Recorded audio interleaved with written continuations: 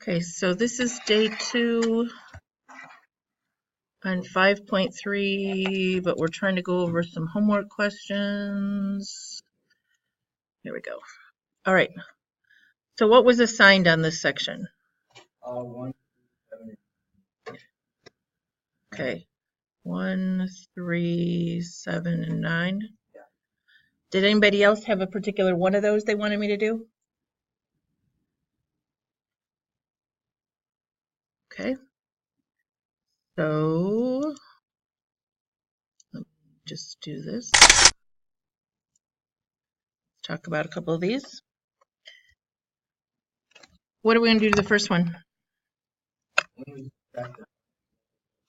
Okay, so what would we have then? Okay.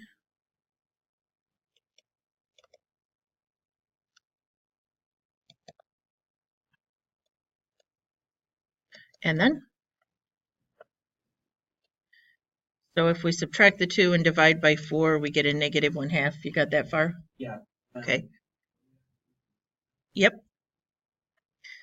The direction said all values of x. Okay. So the sign is negative 1/2. Looking at my unit circle, I'm looking for a spot in the sign spot. So back here of negative 1/2. So I get 7 pi over 6 and 11 pi over 6. And then because it says all, what do I have to say? Yep. I got that. Then why didn't you tell me that? Okay. If we subtract 1, we get 1. 4 cosine squared. If we divide by 4, we have 1/4 equals cosine squared. If we square root, we get plus or minus. The square root of 1 is 1. The square root of 4 is 2. So there's really 4 places that that's true because it can be positive or negative. And they could repeat every 2 pi n. Okay? So I didn't solve, I didn't finish, but is everybody okay?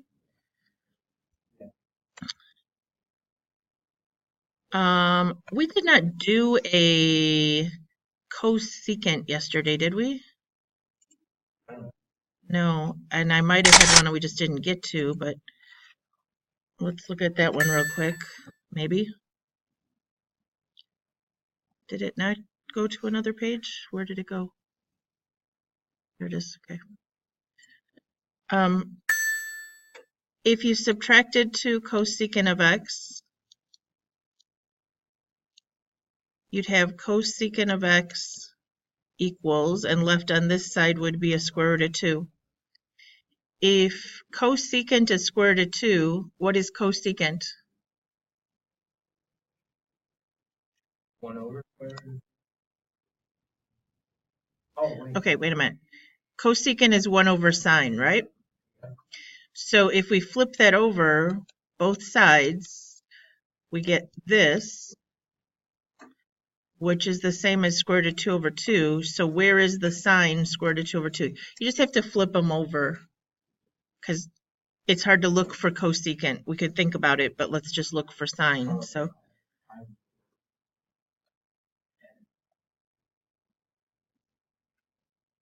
and then your plus or minus 2 pi n. Okay? Who else had a question? Yes. Okay, so 1 over sine. How do you?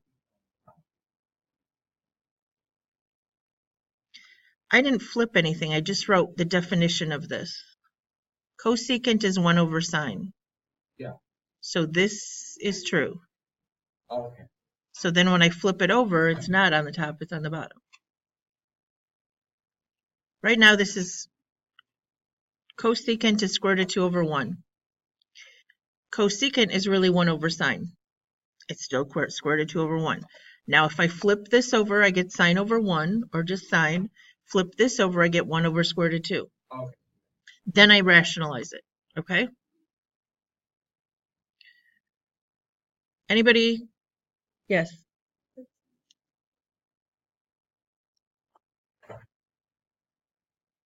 Ooh. Okay, I feel like we didn't do enough of this yesterday. If the sine of x were just, I'm going to use the letter n for a minute here, so that it said n to the fourth minus, what would this become?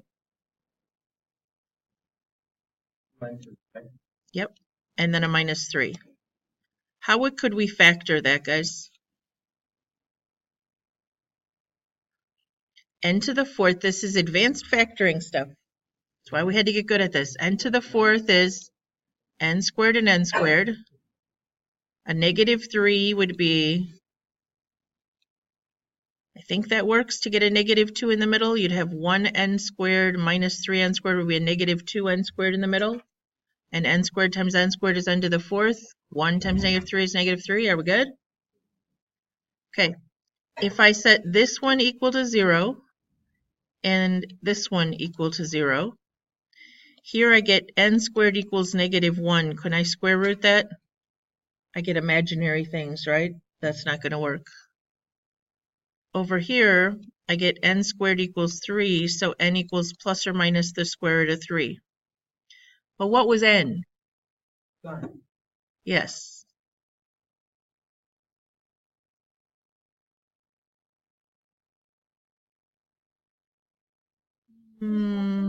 Yeah, what did I do wrong? Yeah, thank you. Because I'm like, there's no solution. It was plus 2 sine squared right here. Thank you so much, Haley. I somehow wrote it as negative. So now my signs are backwards and all this is wrong. I was like, there's no solution because square root of 3 is greater than 1. All right, so this should have been minus, and this should have been plus, so that we end up with a positive 2 in the middle.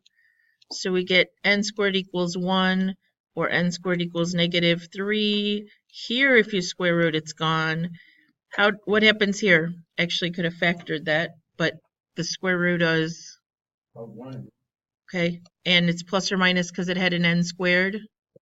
Okay, so now if the sine of x equals plus or minus 1, be careful. This direction says just between 0 and 2 pi. So we're looking for either a 1 or a negative 1 back here, and that happens at?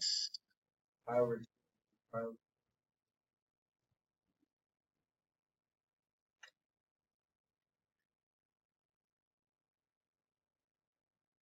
little better, Marissa, after my mess up. Did you have more questions?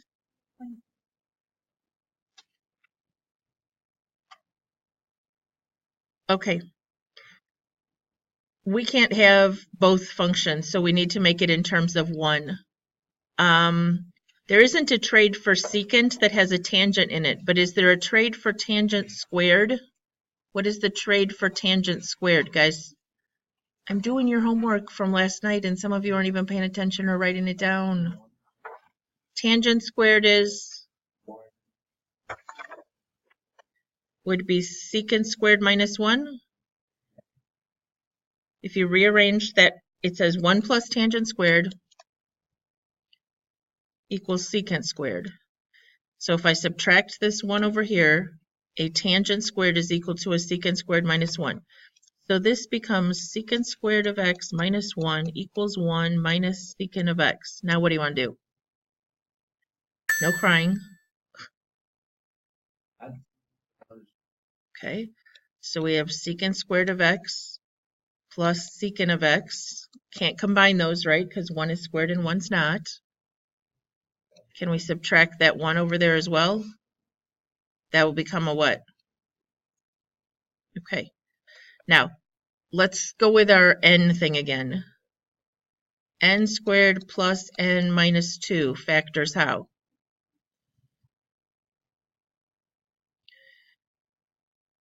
N plus 2 and n minus 1, does that work?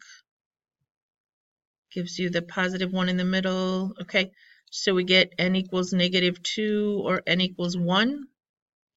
But what was n?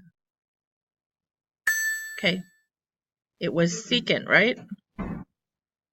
So the secant of x equals -2, or the secant of x equals 1.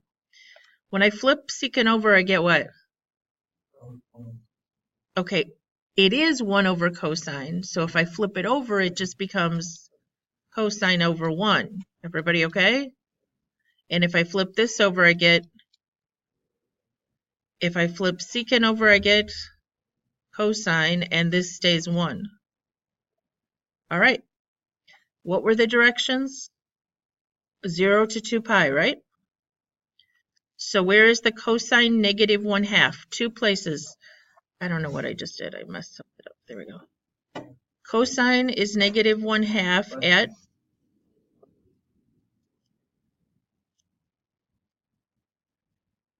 and the cosine is 1. Yep, just at 0, right? Now I gotta look. Oh, look what they did. Those are both square brackets, so that means we should include both 0 and 2 pi. And so the back of the book would have that answer, because it has to include both of those. Okay, unless there's some place that we have an undefined tangent, because it started out with a tangent. But tangent is only undefined at pi over 2 and 3 pi over 2, I think. So we're good. That was number 23, by the way. I just wrote it down there. Good? Yes? Yes. All right. Do I have to put the plus pi in? Oh, no. It's just 0 to 2 pi. Yes, Chris.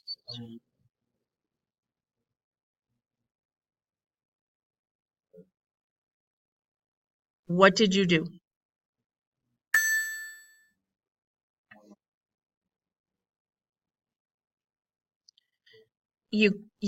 That's not true. Okay.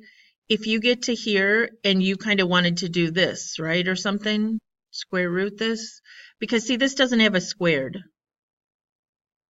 So it doesn't have a trade. All right. This is not a Pythagorean identity because it doesn't have a squared. And you can't square root and simplify. Remember that whole, like, we can't simplify under a radical thing. All right. So you cannot change that into secant or into tangent. My bad. All right. You know what? I think I'm going to just leave that video as homework questions.